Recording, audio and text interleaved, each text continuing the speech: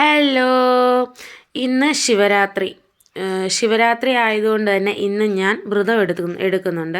അതുകൊണ്ട് തന്നെ രാവിലെ മക്കൾക്ക് വേണ്ടിയുള്ള ബ്രേക്ക്ഫാസ്റ്റ് മാത്രം നമുക്ക് കരുതിയാൽ മതിയായിരുന്നു.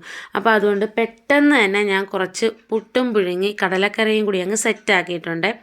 ശേഷം ഞാൻ നേരെ പോയി കുളിച്ച് സാരിയൊക്കെ ഉടുത്ത് നമുക്കൊന്ന് അമ്പലത്തിൽ പോയി തൊഴുതിട്ട് വരാമെന്ന് കരുതി.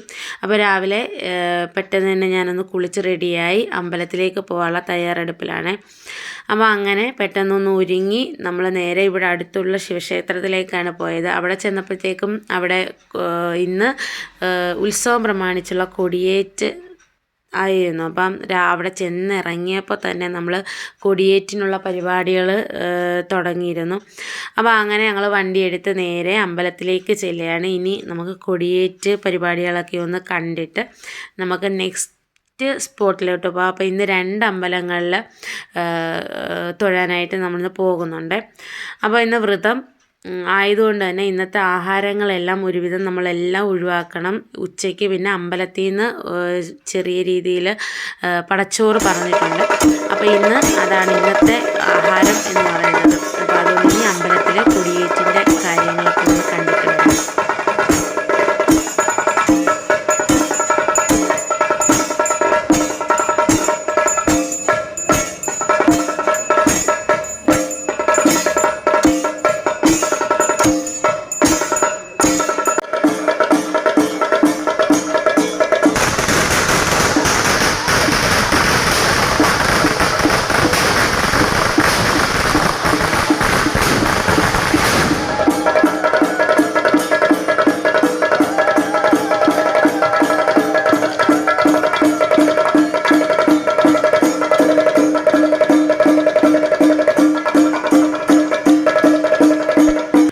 അപ്പോൾ കൊടിയേറ്റൊക്കെ കണ്ട് അതിനുശേഷം കുറച്ച് നേരം അവിടെ നിന്നു. കൊടിയേറ്റെല്ലാം കഴിഞ്ഞ് നമ്മൾ അടുത്ത അമ്പലത്തിലേക്ക് പോവാണ്.